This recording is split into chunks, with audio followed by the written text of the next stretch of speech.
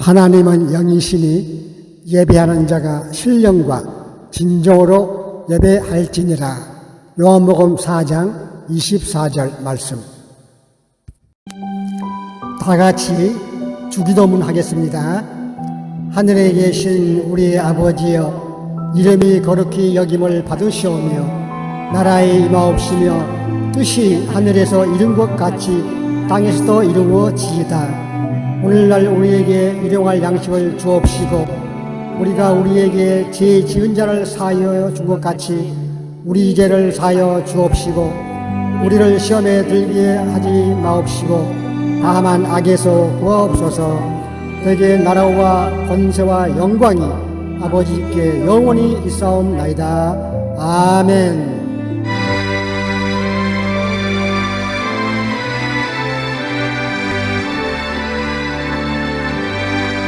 기뻐하며 경배하세.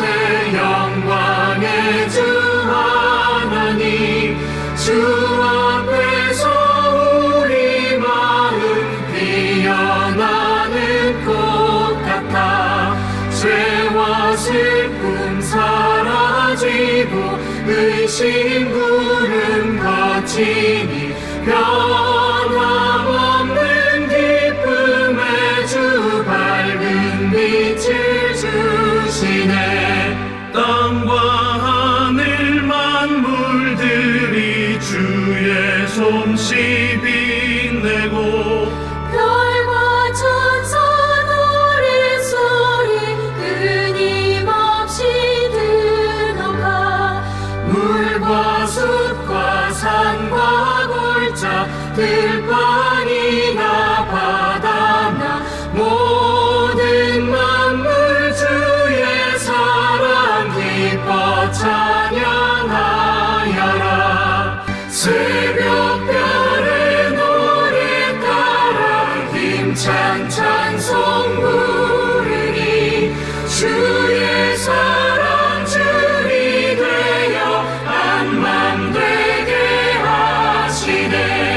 노래하며 행진하여 싸움에서 이기고 승전가를 높이 불러 주께 영광 돌리세.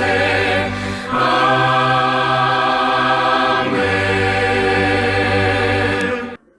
하늘에 계신 하나님 아버지, 죄로 인해 하나님께 가까이 갈 수 없고 영원히 멸망에 길로 갈 수밖에 없는 저희들을 먼저 사랑하여 주셔서 독생자 예수 그리스도를 보내주시고 십자가에서 못 박히시는 희생으로 저희들을 구원하여 주셨습니다. 주님, 세상은 정말 향하게 가고 있습니다. 주님께서 세상을 떠나실 때 제자들에게 말씀하셨습니다. 너희는 마음에 근심하지 말라. 하나님을 믿으니 또 나를 믿으라. 내 아버지 집에 거할 곳이 많도다. 그렇지 않으면 너희에게 일렀으리라. 내가 너희를 위하여 초소를 예비하러 가노니 가서 너희를 위하여 초소를 예비하면 내가 다시 와서 너희를 내게로 영접하여 나 있는 곳에 너희도 있게 하리라 하셨습니다. 우리 주님이 예비해 놓으신 초소는 주님이 계시는 곳이요, 우리 성도들이 영원히 살 집입니다. 주님, 우리는 세상과 구별되는 삶을 살게 하시고 자나 깨나 천국만 바라보며 세상을 이기는 믿음을 우리 모든 성도들에게 허락해 주시옵소서. 이 시간 원치 않은 병으로 고통을 당하는 사람들이 있습니다. 주여, 이 시간 주님의 능력의 손으로 안수해 주셔서 이 종이 그들을 위해 기도를 드리는 이 순간에 모든 병마와 불편한 것들이 다 물러가 남은 생애를 감사와 기쁨으로 살아가는 사람들이 되게 주여 인도하소서. 주님, 우리들의 삶은 이제 한 뼘의 길이밖에 남지 않았습니다. 언제 어느 때 주님이 부르실 때 우리는 할렐루야 기쁨으로 천성을 향해 달려가는 믿음을 주시옵소서. 주님, 이 땅의 삶은 아침 안개와 같아서 잠시 후면 지나갑니다. 안개와 같은 인생에 무슨 미련을 둘 수 있겠습니까? 우리는 열심을 다하여 천국 가는 길을 향해 걸어가게 하시옵고 주위에 연약한 사람들을 돕고 도와주는 삶을 통해서 천국의 기쁨을 체험하는 삶을 살게 하시옵소서. 잠시 잠깐만 우리의 인생은 지나갑니다. 영원히 쇠하지도 아니하고 썩지도 아니하는 영생의 삶에 우리의 전부를 투자하는 값진 인생이 되게 하여 주시고 예수 믿고 천국 갑시다라는 외침을 통해 무서운 지옥을 향해 가는 영혼을 구원하는 삶을 살게 하여 주시옵소서. 우리를 십자가에서 구원해 주신 우리 주 예수 그리스도 이름으로 기도드립니다. 아멘.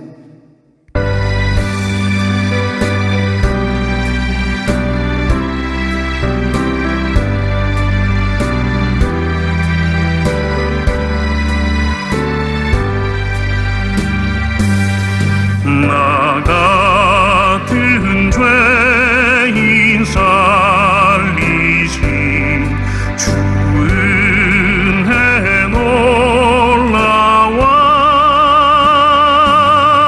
잃었던 생명 찾았고 광명을 얻었네.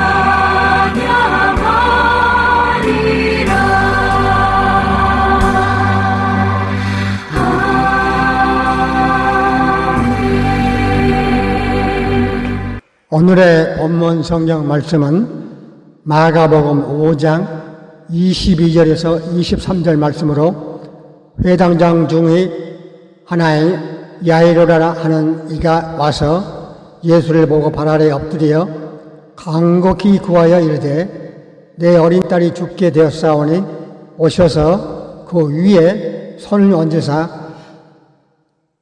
그로 구원을 받아 살게 하소서 하거늘.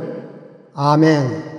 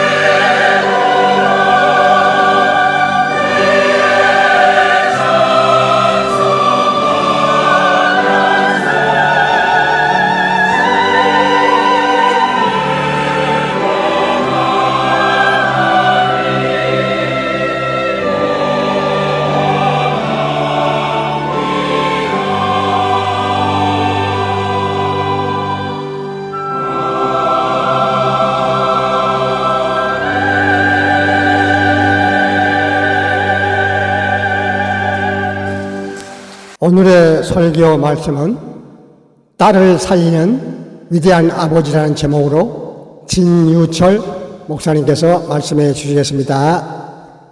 오늘 우리가 함께 읽었던 성경 본문의 말씀에는요, 야이로라고 하는 한 아버지가 나옵니다. 그에게는 사랑하는 딸이 있었는데 병들어 죽게 되었습니다. 가정의 질병과 죽음이라는 예기치 못한 문제가 생겼는데 가장이요 아버지인 야이로는 회당장인데도 불구하고 문제를 해결할 수가 없었습니다. 하지만 그는 포기하지 않았습니다. 그리고 예수님께 나아가서 엎드려 간절히 구하는 믿음으로 결국 문제를 이겨내었고 가정을 구원에까지 이르게 하였습니다. 여러분, 그 예수 그리스도는 어제나 오늘이나 영원토록 동일하신 분인 줄로 믿습니다.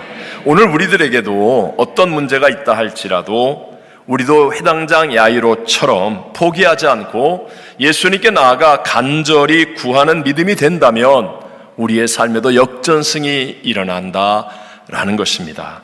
이 땅의 모든 아버지들이 예수의 생명의 풍성함을 누리기를 간절히 소원하면서요, 자녀를 살리는 위대한 아버지라는 제목을 가지고 이 마지막 시대를 살아가는 저와 여러분에게 주시는 두 가지 하나님의 은혜를 함께 나누고자 합니다. 첫 번째, 여러분, 예수의 생명은 낮은 마음을 가진 곳에 임한다는 사실을 꼭 기억해야 합니다. 자, 본문의 야이로는 회당장이라고 했죠. 유대인 사회에서 회당장이라는 직분은요, 굉장히 존경받는 위치에 있는 직분입니다. 예수님 당시 거의 대부분의 유대인 지도자들은 예수 그리스도를 배척하거나 아니면 경계하고 있었습니다. 그런데 그런 상황 속에서 이 회당장이라고 하는 직분을 가진 야이로는 지금 예수님 앞에 나아가서 병든 자기 딸을 고쳐달라고 엎드려 간구하는 것입니다. 오늘 본문 22절, 23절을 같이 한번 읽어봅니다. 회당장 중에 하나인 야이로라 하는 이가 와서 예수를 보고 발 아래에 엎드려 간곡히 구하여 이르되 내 어린 딸이 죽게 되었사오니 오셔서 그 위에 손을 얹으사 그로 구원을 받아 살게 하소서 하거늘. 아멘.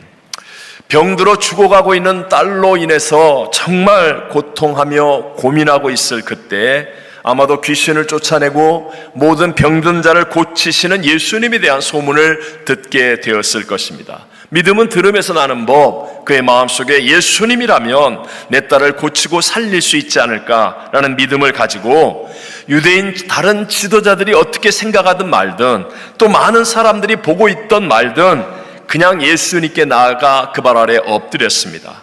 그것은 지극히 낮아진 마음이잖아요. 그 낮아진 마음을 가지고 예수님께 간곡히 구했다라고 성경은 말씀합니다. 여러분, 물을 우리는 생명의 근원이라고 표현합니다. 왜? 물이 있으면 생명이 자라나니까. 그런데 생명의 근원이라고 말하는 이 물은 언제나 낮은 곳으로 흐르는 것처럼 예수님의 생명도, 우리에게 모든 것을 더하여 주시는 그 풍성한 예수님의 생명도 언제나 낮은 마음에 임한다는 사실을 기억하셔야 합니다. 반대로 여러분, 높은 것은 어떻습니까? 소위 말하는 정상이라고 하는 곳은 머물러 있을 자리가 아닙니다. 에베레스트 산을 정복하고 태극기를 흔들면서 나는 정상을 정복했다 그러고 머물러 있으면 그걸 조난사고라고 말합니다. 죽는 거예요. 내려와야 한다는 거죠. 높은 곳에서는 경쟁자만 있지 대화할 상대도 마음을 나눌 함께할 사람도 있을 수가 없습니다. 반면에 내려와 낮은 곳에 거하면 함께할 수 있는 사람이 많습니다. 희노애락을 같이 나눌 수 있는 사람들이 많이 있다는 것이죠. 그래서 여러분, 드라마나 영화 같은 데 보면 궁궐 같은 큰 집에 사는 사람과 달동네에 다닥다닥 모여 사는 사람과 누가 더 정이 많은 것 같습니까? 사랑이 많고 정이 많고 죽어가고 오고 가는 것들이 많은 곳은 역시 낮은 곳에 처한 사람들이라는 거죠. 성경도 축복의 마음은 높은 자의 마음이 아니라 낮은 자의 마음이라고 계속하여 강조하지 않습니까? 예수님께서도 마가복음 10장 43절 44절에 말씀하기를 너희 중에 누구든지 크고자 하는 자는 너희를 어떻게 하는 자? 섬기는 자가 되고 너희 중에 누구든지 으뜸이 되고자 하는 자는 모든 사람의 뭐가 되어야 하리라? 종이 되어야 하리라 말씀합니다. 자, 낮아지려고 한다면 어떻게 해야 됩니까? 나의 굳은 마음을 부수어뜨려야 낮아지는 마음이 되어진다는 거죠. 우리 모든 인생은 아담과 하와의 후손입니다. 아담과 하와 첫사람은 가장 좋은 에덴 동산이라는 환경 속에서 스스로 하나님처럼 되겠다는 교만한 마음, 높아지려는 마음 때문에 하나님의 말씀을 불순종하고 선악을 알게 하는 나무의 열매를 따먹고 즉시로 영이 죽어버리고 말았습니다. 그래서 그 이후에 아담과 하와의 후손으로 태어나는 모든 사람들은 그 죄성을 가지고 태어나기 때문에 언제나 자기가 스스로 하나님처럼 살려고 하는, 자기를 강화시키려는 마음, 높아지려는 마음들을 자연스럽게 가지고 있다는 거예요. 그러다 보니 잘못된 자존심, 또 어떤 체면의식, 열등의식, 이런 것들로 우리의 마음이 알게 모르게 굳어져 있다는 것이죠. 이렇게 여러분, 자존심을 지키려고 하고 자기 체면에 초점을 두고 있는 사람은 결코 낮아진 마음이 될 수 없지요. 상대의 말 한마디나 잘못된 작은 행동 하나에도 상처를 받게 되고 예민해져서 공격적이 되거나 부정적이 되어지기가 쉽다라는 것입니다. 좀 오래되긴 했지만 한국에서 한 해 동안 자동차를 가장 많이 판 세일즈맨, 자동차 판매 왕이 하는 말을 제가 신문에서 읽고 스크랩을 했던 적이 있습니다. 그분이 이렇게 얘기합니다. 나는 출근할 때 신발 끈을 매며 자존심을 두고 갑니다. 이렇게 얘기를 해요. 판매원이니까 자기의 명함을 계속해서 이렇게 사람들 만나는 사람들에게 건네주지 않습니까? 그럼 어떤 사람은 그 받은 명함으로 손톱에 때를 후비거나 아니면 이쑤시개 대신에 명함을 구겨서 이빨에 낀 이물질을 빼내기도 한다는 거예요. 명함이라는 것이 사실 그 사람의 인격과도 같은 것인데 그 명함을 함부로 무시한다는 것은 정말 분노와 반발심을 일으키는 것 아니겠습니까? 그런데 이 세일즈맨은 그런 사람들을 계속 만나면서 자기의 생각을 고쳐 먹기로 했습니다. 저건, 즉 명함은 단순한 종이에 불과해. 나는 자동차를 팔려고 여기 온 것이지 내 자존심을 확인하러 온 것이 아니야. 이렇게 자기의 자존심에 초점을 두지 않았다는 거예요. 이 자존심의 고비를 넘고 나서야 그는 그 해의 자동차 판매 왕이 될 수 있었다. 이렇게 인터뷰를 한 글을 읽으면서 참 공감을 했습니다. 지금 여러분, 우리 미국에서도 트럼프 대통령과 대립을 했던 일론 머스크 같은 사람도 자기 기업이 살기 위해서 또 얼른 꼬리를 내리고 낮아지지 않습니까? 여러분, 한 기업이 살려고 해도 꼬리를 내려야 되고 낮아질 줄 알아야 한다는 거죠. 세상에서도 살려고 하면 이렇게 자신을 낮추는 법을 터득하는데, 하물며 우리가 만왕의 왕, 만주의 주, 만물의 충만이신 예수의 생명으로 구원을 받고 자동 지옥 갈 우리가 영생 천국의 구원을 받고 이 땅에 사는 동안도 생명의 풍성함을 누리기를 원한다고 하면서 하나님 앞에 낮추지 못할 이유가 무엇이 있겠습니까? 하나님이신 예수님께서도 인류를 구원하시기 위해서 소위 말하는 자존심을 죽이고 십자가를 지셨습니다. 예수님이 십자가에 달리실 때 얼마나 많은 사람들이 비웃고 조롱합니까? 옷을 벗기고 침을 뱉고 주먹질을 하고 그리고 말로 조롱합니다. 성전을 헐고 사흘에 짓는 자여, 네가 만일 하나님의 아들이거든 자기를 구원하고 십자가에서 내려오라 소리 지릅니다. 네가 남은 구원하였지만 자기는 구원할 수 없구나 조롱합니다. 제가 이 성경을 아주 옛날입니다. 40년도 훨씬 넘은 그 옛날 청년 시절의 성경을 읽다가 야, 진짜 어떻게 예수님한테 이럴 수가 있는가 열이 받기 시작하는 거예요. 그러면서 잠시 묵상했습니다. 죄송합니다. 그냥 혼자 묵상한 거예요. 묵상하면서 내가 만약에 십자가에서 매달렸는데 이러면 나는 잠깐 내려올 거예요. 잠깐 내려왔고 너 다시 한번 얘기해봐. 반쯤 그냥 그 왜 영화에 나오는 거 있잖아요. 주인공이 보스가 돼가지고 다 그냥 엎어버리고 다 부셔버리고 깨트리고 그러고 나서 다시 올라가서 다 이루었다. 아니 예수님은 진짜 말씀 한마디로도 다 멸하실 수 있는 그런 분 아니십니까? 그런데 주님은 그리하지 않았습니다. 자기의 자존심을 지키려고 하지 않고 자기를 낮추시고 죽기까지 복종하셨으니 곧 십자가의 죽으심이라고 성경은 말합니다. 그랬기 때문에, 그 낮아짐 때문에 부활의 첫 열매가 되어서 저와 여러분이 구원을 얻고 온 인류가 구원을 얻는 길이 열려지게 된 줄로 믿습니다. 너무나 귀중한 성경이니까 읽어도 좋은 거 아니에요? 우리 다시 한번 빌립보서 2장 5절로 9절을 같이 한번 읽어봅니다. 너희 안에 이 마음을 품으라. 곧 그리스도 예수의 마음이니 그는 근본 하나님의 본체시나 하나님과 동등됨을 취할 것으로 여기지 아니하시고 오히려 자기를 비워 종의 형체를 가지사 사람들과 같이 되셨고 사람의 모양으로 나타나사 자기를 낮추시고 죽기까지 복종하셨으니 곧 십자가의 죽으심이라. 이러므로 하나님이 그를 지극히 높여 모든 이름 위에 뛰어난 이름을 주사. 아멘. 예수를 믿는 그리스도인들은 십자가로 우리의 마음을 갈아엎을 줄 아는 사람입니다. 다른 사람의 마음이 아니라 다른 사람의 마음 긁어내는 사람이 아니고 자기의 마음을 예수님 십자가를 바라보며 십자가를 붙들고 십자가 앞에 엎드려서 주여, 주님이 참으심처럼 나도 참을 수 있게 해주십시오. 주님이 낮아지심처럼 나도 낮아질 수 있게 해주십시오.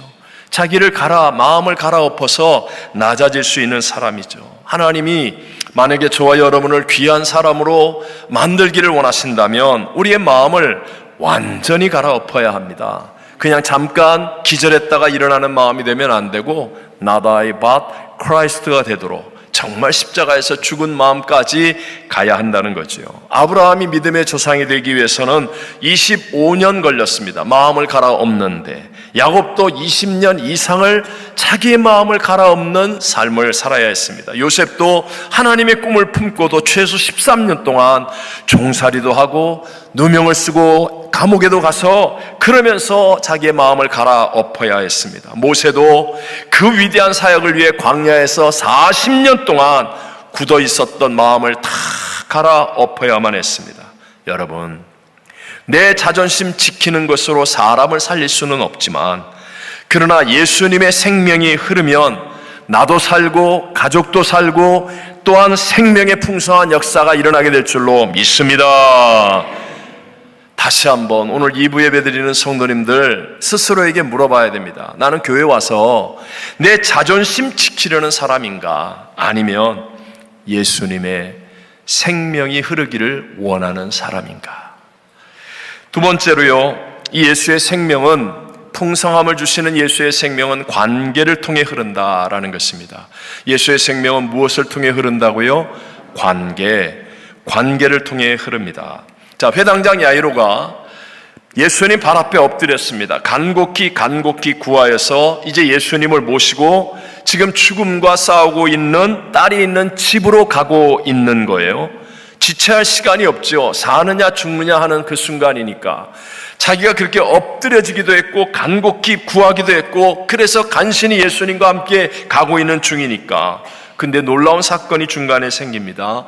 12년 동안 혈루병을 앓고 있던 여인과 예수님과의 만남이 사건이 일어나는 거예요.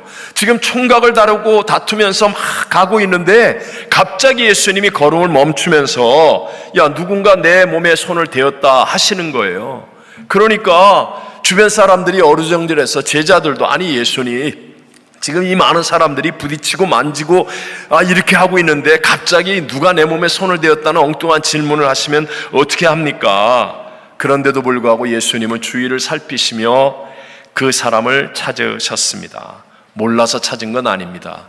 그 여인의 온전한 회복을 위해서. 그때 한 여인이 떨며 주님 앞에 나와 엎드려서 모든 사실을 이야기합니다. 여러분, 이 여인이 하는 이야기가 얼마나 긴 이야기였겠어요? 자기가 병들었음과 지금 어떤 상황인지. 왜냐하면 여자가 남자의 몸에 손을 대는 것도 있을 수 없고, 더군다나 이 여인은 저주받은 병, 혈루병 아닙니까? 혈루병을 앓고 있는 사람이 만지는 건 다 저주받은 것이 돼요. 누구도 만질 수가 없어요. 그러니까 남편도 떠나고 자식도 떠나고 이웃도 떠나고 다 버림을 받은 여인이었어요. 그러니 이 여인이 이 문제에 대해서 설명을 해야 될 거 아닙니까? 그 긴 시간 동안 얘기할 때 예수님은 다 들어주셨습니다. 그리고 예수님께서는 그 여인을 향하여 따라. 뭐라고요? 따라. 내 믿음이 너를 구원하였으니 평안히 가라. 내 병에서 놓여 건강할지어다. 지금 옆에서 이것을 바라보고 있는 회당장 야이로는 어떨까요? 막 속이 타는 겁니다. 그러면서도 그냥 일거수일투족에 집중하는 마음이었겠죠. 근데 예수님께서 12년 동안 혈루병을 알아보던 저주받은 여인, 그래서 남편, 자식, 이웃, 세상으로부터 완전히 버림받은 여인을 향하여 내 딸아 라고 말씀하시는 것을 듣습니다. 충격을 받았습니다. 아니, 회당장 야이로에게는 확신 있는 믿음의 회복이 일어났을 것입니다. 아니, 버림받은 여인을 향해서도 우리 주님이 딸이라고 하시는데, 주님 지금 내 말을 들으시고 나와 함께 우리 집에 가는데 나를 그냥 버려두실 분이 아니구나 라는 믿음의 확신을 갖게 된 거예요. 바로 그때 야이로의 집으로부터 하인이 뛰어와서 당신 딸이 죽었습니다. 예수님 모시고 오실 필요 없습니다. 이렇게 소식을 전합니다. 근데 놀랍게도 회당장 야이로는 절망하지 않습니다. 지체되었음으로 인하여 분노하지도 않습니다. 저런 여인도 내 딸이라고 불러주신 그 주님이 믿어지는 믿음이 있었기 때문에 주님과의 관계 속에서 반드시 선한 일이 일어날 것이라고 확신할 수 있었다는 거예요. 여러분, 주님과 내가 올바른 관계가 되어졌다면 그러면 나타나는 증거가 무엇입니까? 반드시 올바른 관계는 순종으로 이루어집니다. 다시 한번, 무엇으로 이루어진다고요? 순종으로 이루어집니다. 자, 회당장 야이로는요, 자기 딸만 딸인 줄 알았어요. 그런데 이 버림받은 여인을 내 딸이라고 부르시는 예수님을 바라보면서, 아, 예수님은 그냥 관계가 아니구나. 정말 하나님은 버리지 않는 온전한 관계를 갖고 있구나. 이 주님과의 관계에 대한 확신을 갖게 되었어요. 그러니까 자기 딸이 죽었다는 소식을 들었을 때 예수님께서 두려워하지 말고 믿기만 하라 라고 말씀하시는 것을 그대로 순종합니다. 그리고 집에 도착해서 지금 막 회당장 야이로의 딸이 죽었으니까 사람들이 모여서 떠들고 울며 심히 통곡하고 있는 거예요. 그것들을 예수님께서 다 내보냈습니다. 그때도 그대로 순종합니다. 그럴 때 예수님은 그 죽어 누워있는 아이의 손을 붙잡고 달리다굼 소녀야 일어나라 하시면서 일으켜 걷게 하시더라는 것입니다. 여러분, 관계는요 순종을 통해서 이루어지는 거예요. 교회를 오래 다녔습니다. 설교를 많이 들었습니다. 내가 이 교회 뭐 다 압니다. 아무리 많은 얘기를 해도요, 하나님의 말씀에 대한 순종이 없으면 관계가 깊어지지 않습니다. 그러나 반대로 여러분이 말씀을 들으면서 한 번 순종하면, 그러면 여러분의 인생의 방향이 주님을 향해 돌이킵니다. 결정적인 일에 또 한 번 순종하면 여러분의 신앙에 엄청난 도약이 일어납니다. 결정적인 순간에 또 한 번 목숨을 걸듯이 순종하면 여러분의 삶에 하나님의 기적이 일어나고 역사가 일어나고 너는 내 것이라 친밀한 관계가 확실하게 믿어지는 삶을 살아가게 될 줄로 믿습니다. 생각해 보십시오. 우리가 천지와 만물을 지으신, 즉 나의 구세주, 나의 주인이신 주님의 말씀을 순종하지 않는다고 한다는 말은 내가 주인 되어 산다는 거 아닙니까? 맞아요, 틀려요? 맞아요, 틀려요?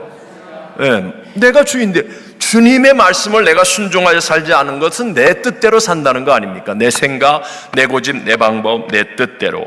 마치 내가 입을 옷과 내가 쓸 물건을 결정할 때 어느 것이 나에게 가장 잘 맞는지 나를 기준으로 해서 선택하는 것처럼 신앙도, 인생도 내가 중심이 되어 살 수밖에 없는 거예요. 주님 말씀을 순종하여 살지 않으면 그것은 결론이 딱 두 가지. 욕심 아니면 두려움.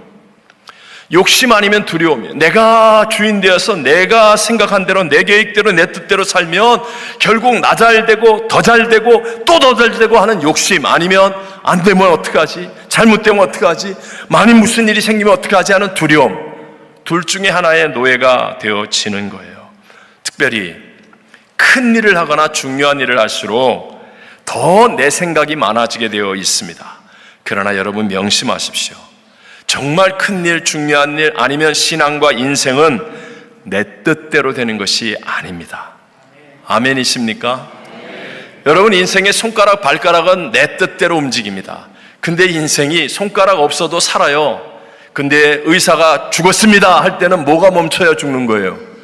심장이 멈춰야 죽었습니다예요. 아니면 뇌사, 그래야 죽었습니다 하는 거예요. 근데 이 심장, 여러분 뜻대로 뛰어요? 멈춰요?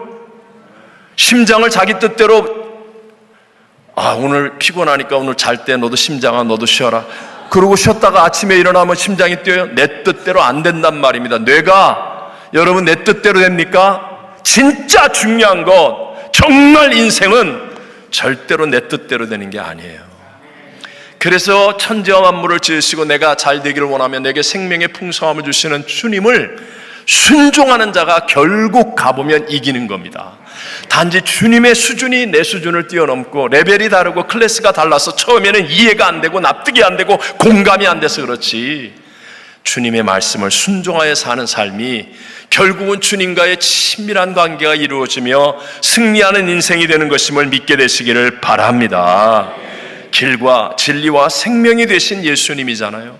그분께서 나의 구세주이십니다 라는 말은 내 주인이십니다 라는 거예요. 그래서 나의 주인 되신 예수 그리스도를 순종하면서 살아가는 삶이 되어지면 주님과 올바른 관계가 이루어져서 내가 외로울 때 나에게 위로가 더해지고, 내가 길이 막혀 하나님 앞에 구할 때 하나님이 뚫어주는 역사가 일어나고, 하나님께서 함께 하시는 선한 일들이 열매 맺게 될 줄로 믿습니다. 예수님이 우리에게 말씀하시는 거예요. 마태복음 16장 24절 같이 읽어봐요. 누구든지 나를 따라오려거든 자기를 부인하고 십자가를 지고 나를 따를 것이니라. 누구든지 나를 부인해야 돼요. 자기 십자가를 져야 돼요. Not I but Christ가 되어야 해요. 순종해야 하나님과의 진짜 올바른 관계를 통하여 우리의 삶 속에 위대한 하나님의 역사하심, 역전승을 체험하게 되는 것입니다. 한국의 손양원 목사님은 정말 귀중한 분이십니다. 당시 일본의 신사참배 강요, 또 공산주의의 위협, 이로 말미암아 우리 한국 기독교가 무릎을 꿇고 타협할 위기 가운데 있었을 때에 정말로 자신을 순교의 제물로 드려서 우리 한국 기독교, 한국 땅의 예수 생명의 풍성함을 이끌어낸 참된 주의 종이라고 말할 수 있습니다. 그런 손양원 목사님의 믿음은 바로 아버지 손종일 장로님으로부터 물려받았다는 사실을 기억하셔야 됩니다. 어린 손양원은 아버지를 따라서 매일 교회에 가서 새벽 기도를 드렸어요. 집에서는 가정 예배를 드렸습니다. 11조 주일 성수를 철저하게 훈련했습니다. 손양호는 11살 때에 경남 7원 보통학교에 입학을 했는데, 저 학교 크잖아요. 일본인들이 지은 학교예요. 그래서 일본인 교장이 매일 일본 왕을 향하여 절하는 동방요배라고 합니다.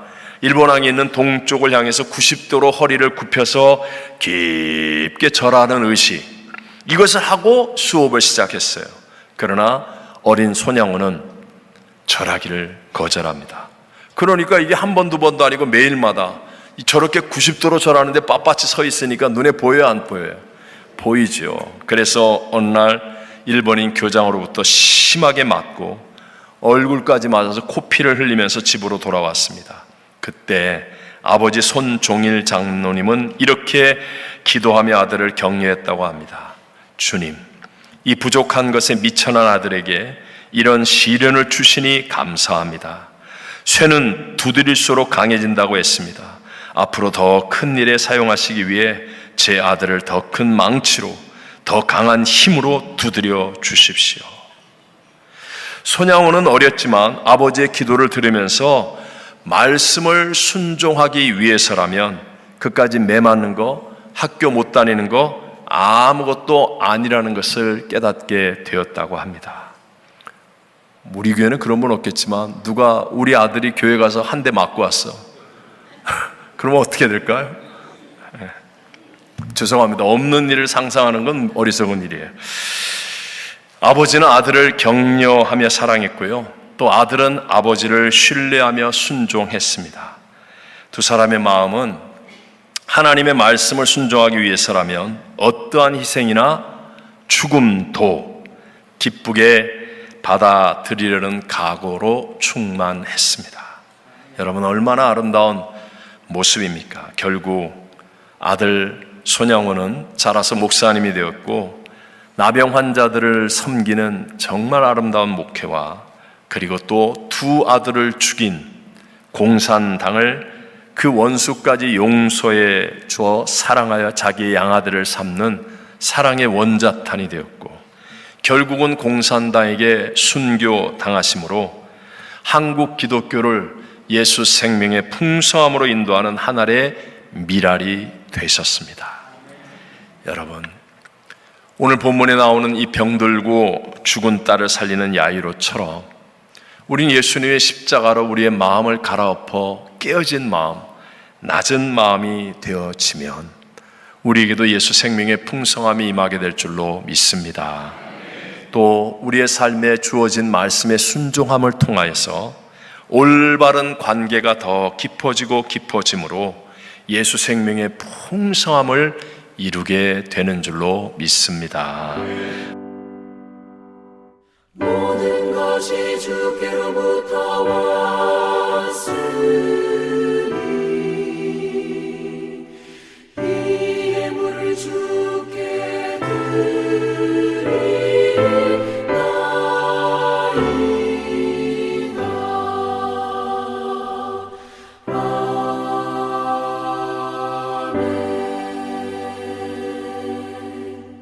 하나님 아버지, 11조와 감사 헌금과 각자의 형편에 따라 드린 모든 예물을 기뻐 받으시고 하나님의 자녀들을 축복하여 주옵소서. 예수님 이름으로 기도합니다. 아멘. 주기도 소원과 축도로 예배를 마치겠습니다.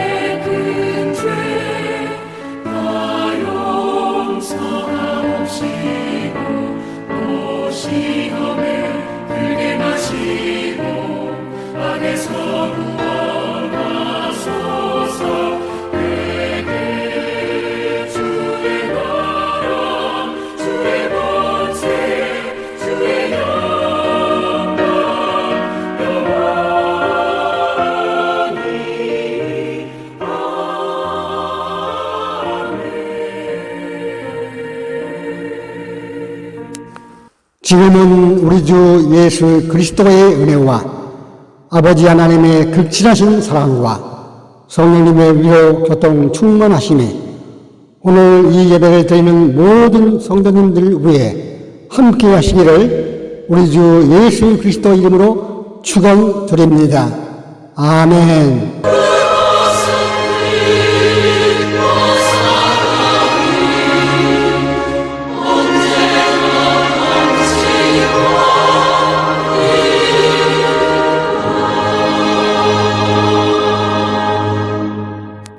이것으로 이번 주 유튜브 교회 예배를 마치겠습니다. 다음 주 기쁨으로 다시 만나시겠습니다.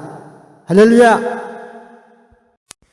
매월 첫 주는 성만찬 주일입니다. 천국열차 유튜브 교회 성도님들은 성찬에 참여하시기를 권유드립니다.